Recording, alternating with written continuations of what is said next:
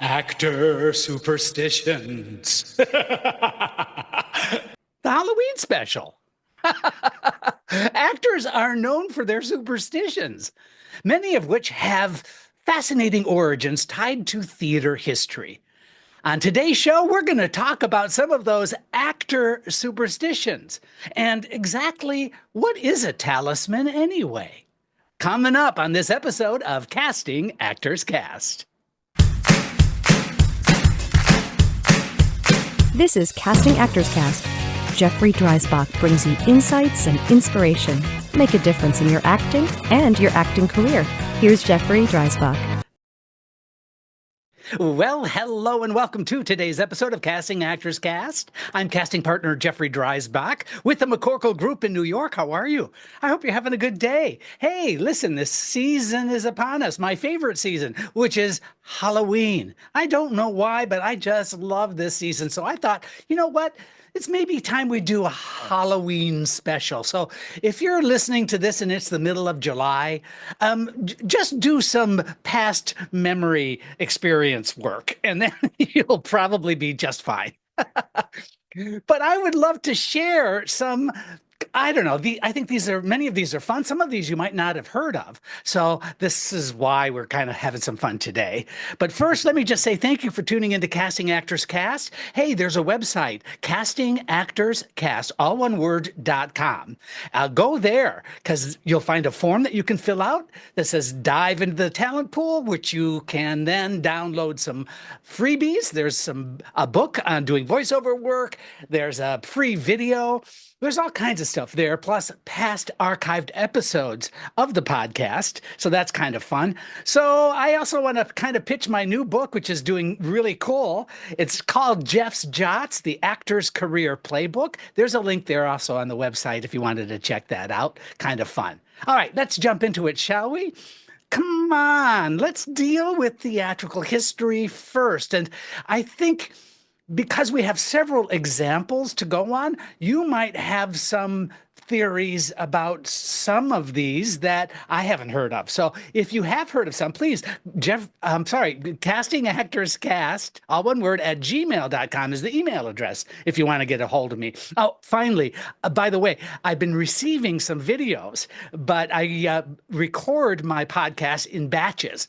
So please hang in there. If you've submitted a video for self-tape review, don't worry, I'm going to get to you. It's just that I put these out in sequential order and I do them in batches. So that's why it's going to be a few weeks before you'll hear from me. But thank you so much to those of you who've sent in their self-tape auditions for evaluation live on the air. That's coming up a little bit later. All right, so here are several examples. I think this first one is probably the most common, and some of the origins of this particular superstition have all kinds of different origin stories, I guess is what you could say. So the phrase break a leg. So saying break a leg instead of good luck. Now, the superstition is that wishing someone good luck is considered bad luck in the theater. Instead, actors say, break a leg. Now, there are several theories, but one popular belief is that in old theater superstition, wishing someone good luck would tempt fate, causing something bad to happen. By saying break a leg, it was hoped that the opposite, or good luck, would occur. Now, another possible origin comes from the idea that breaking a leg meant bowing or curtsying at the end of a performance, a sign of success. Now, here's a third one. In Elizabethan times, people got very, very rowdy at the Globe Theater to the point where they would throw furniture on stage if they didn't like a particular performance or they loved a particular performance. They would throw stuff at the actors, especially as a sign of goodwill. So the idea of breaking a leg meant that someone threw a chair at you and they broke the leg, which was a sign that you did a really great job. That's kind of a crazy. Here's another one I've heard. The side curtains on each side of the stage in a proscenium stage are called legs. And so when you put your arm against it to make an entrance on stage, you were breaking the leg. The final one that I've heard of, which, you have to tell me if you've heard this one as well. So, breaking a leg was something that the understudy would say to the actor they were understudying as sort of a humorous kind of reference to the understudy's job, which is to go on if something were to happen. So when you would say to an actor, break a leg, that really is, I hope you hurt yourself so that the understudy can go on. Or there are probably some more variations. If you've heard some, please let me know. It'd be kind of fun to talk about this some more. All right, so that's like the big one, right? That you probably have heard of, break a leg. And I guess, like I said, I'm sure that there are other origin stories about that particular phrase. Here's the next one.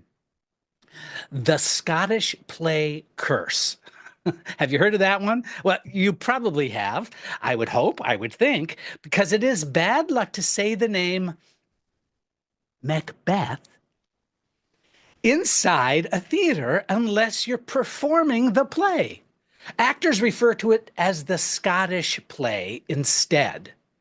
The Scottish curse is just not mentioning the word Macbeth unless you're in the play. Now, the origin of this superstition is thought to stem from the play's dark themes, including witchcraft and murder and violence, which were believed to involve real bad luck. So, according to lore, early productions of Macbeth were plagued by accidents, injuries, and even deaths, leading to its cursed reputation. So be really careful, especially if you're working with some actors of a certain age who really have I don't know, an intense agreement that this is something not to be done on stage. All right, the next one is called the ghost light. So the superstition is that leaving a single light on stage known as the ghost light when the theater is unoccupied is a long-standing tradition. So the ghost light, have you had that experience where you've walked into an empty theater and there's that one light in the middle of the stage? Well, you know what? There are practical reasons for this superstition, such as avoiding accidents in a dark theater. I mean, that's kind of like why a lot of people say it's there. But you know what? It is also said that the ghost light is left on to appease theater ghosts, or even to give the ghosts a chance to perform their own stories. Because, many theaters are rumored to be haunted, and the ghost light is thought to keep mischievous spirits at bay. I love that superstition, the ghost light. I mean, there's a reason why they call it the ghost light. Let's move on from there and talking about whistling on stage. The superstition is this: whistling, nice job, Jeff. Whistling on stage is considered bad luck and is absolutely forbidden. Be really careful, unless, of course, your character is whistling. Maybe that's a little bit different, I would guess would be the case. So this particular superstition comes from the days when stagehands were often sailors who used whistling to communicate during scene changes, mimicking the use of whistles to direct ship rigging. So when they were on the ship, they would use particular whistles to communicate certain actions. So now those sailors on stage or as stagehands would use whistling as well, so that if an actor whistled at the wrong time, it could lead to accidents or misplaced set pieces. So whistling became very bad luck for very practical reasons. You don't want the stagehands to think you're signaling a scene change when there is none. Now, here's one that I think I heard about this and kind of forgot about it, but now I kind of remember it. I don't know if you remember this one, but peacock feathers on stage. Have you heard of that one? It's considered bad luck to use peacock feathers as props or costume elements. Now, the origin of this is believed to be rooted in the idea that eye-like pattern that you'll find on peacock feathers actually represent the evil eye, which brings misfortune. Now, the fear of the evil eye has been prevalent in many cultures and is in association with bad luck carried over into the theater world. Here's one. Have you heard of this one? No mirrors on stage. The superstition is that mirrors are generally avoided on stage because they are believed to bring bad luck. Now, the superstition likely arose due to the practical dangers of using a mirror on stage. They can reflect stage lights, blinding actors or audience members, or mirrors can break.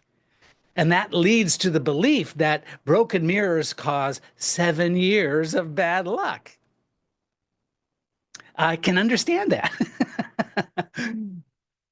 Here's another one. Flowers after the show, never before. Giving an actor flowers before a performance is considered bad luck. Instead, they should be presented after the show. Now, the historical origin of this is that flowers were given as a congratulatory gift at the end of a successful performance, particularly opening night.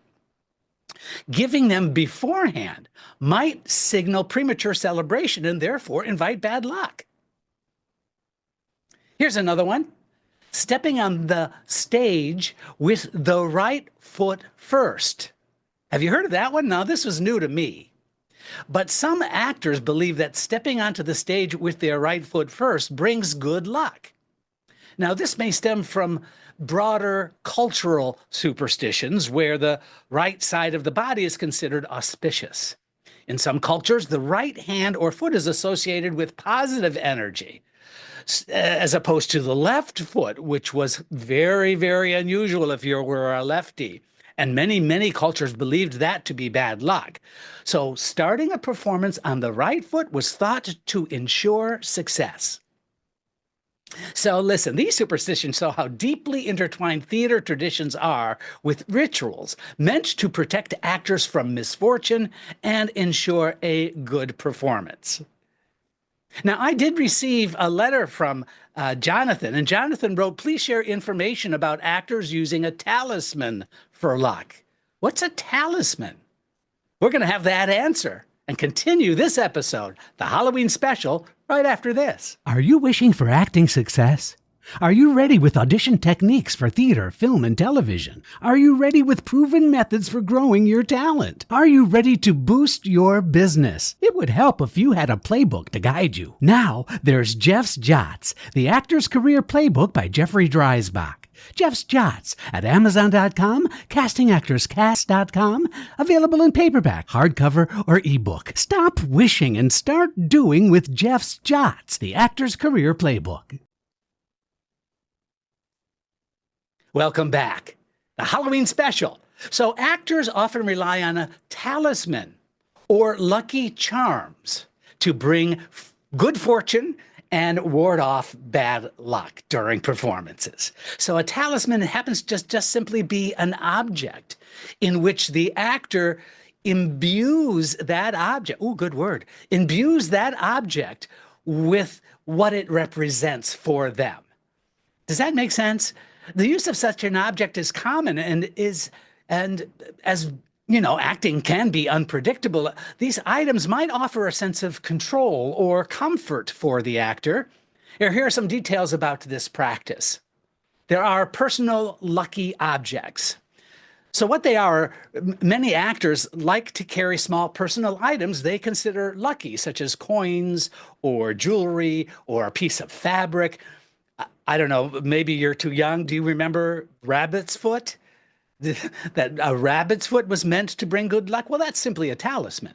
Now, these items often have sentimental value coming from a loved one or representing a successful performance that you had as an actor. Here's why it's used. See, the talisman serves as a psychological anchor, and it boasts confidence or actually can calm some nerves. It can also become part of the actor's routine or ritual before stepping onto the stage or the set. Now, some actors wear the same piece of clothing like socks. They love their lucky socks or a scarf for each performance. Now, others might have a small object in their dressing room or pocket, such as a special coin or charm bracelet. Gifts from fellow actors. So here's what they are. Actors sometimes will receive a lucky charm or a small token from a fellow performer or director before a show or a film. Now, this item then becomes part of their personal talisman collection. Here's why it's used. When you receive a charm from another actor, it is often seen as a transfer of good energy, particularly if the actor had a successful career or has a specific connection to the role or the project. So here's a particular example that I love is that actor Laurence Olivier was known to carry a lucky charm on stage that was given to him by a friend before one of his major performances. And so that helped him recapture that psychological quality that he felt when he first received it. Now, some actors inherit lucky objects from former colleagues, keeping the theatrical tradition alive. That's really cool. So if you've received a talisman from an actor, don't take it lightly. The significance could be very impactful. Now let's talk about some other talisman ideas. One are religious or spiritual items. Talismans can also be objects such as crosses or prayer beads or items associated with deities or symbols of protection from various faiths. Here's why it's used. These objects often provided spiritual comfort or invoke divine protection. Now, actors who follow specific faiths might use them to pray or meditate before a show, seeking guidance or reassurance. You know what? A small cross or a saint's medallion might be worn as a necklace or kept in a pocket of your costume. Now, some actors may carry a particular gemstone believed to have protective or empowering qualities, such as an amethyst for calmness or a tiger's eye for confidence. I used to carry a stone that I decided was going to be my talisman, and it was just, I don't even remember where I got this, to be frank. I don't really remember, but it was one of those like stones that had all kinds of different qualities depending upon which angle you looked at it. So it really had a lot of different things going on. And I just love this little rock so much. Guess what? I have no idea what happened to it. Apparently, it wasn't that lucky for me. Now, moving on from there, there are also stage talismans, is what they are. In some cases, an object can become part of the set or the costume that functions as a talisman. Now, these items, they may be hidden on stage or incorporated into the character's wardrobe. Now, these talismans are kept close to the performance to ensure continuity in the energy or protection that they provide. So an actor might hide a small charm in their costume or attach it to a prop. Some actors write personal words or symbols of good luck on set pieces or backstage areas where only they can see it. I'm wondering if this is still there, but I was in a performance acted at the Pasadena Playhouse in California. You know, great tradition. The Pasadena Playhouse is really well known and tremendous history there as well. And backstage, on the back wall of the backstage, every actor who had ever performed there gave their signature, wishing other actors good luck. And you know what? That gives me the chills even to talk to you about it, because there were some very, very famous, well-known people who appeared at the Pasadena Playhouse. And I felt really humbled and honored to be given the opportunity to sign my own name at the back wall of the Pasadena Playhouse. Now I'm wondering if it's still there. I hope some artistic director from days gone by didn't say, that looks terrible, let's just paint it. I hope not. But anyway, that was a talisman for me working at this very, very historical theater. So here are some other theater-specific talisman. They're linked to specific theaters with objects believed to carry the spirit of past successful productions or performers, like that back wall at the Pasadena Playhouse. Now, there is a reason why it is used as a talisman. These objects are often inherited as part of the theater's lore, and actors may seek to use or touch them for luck.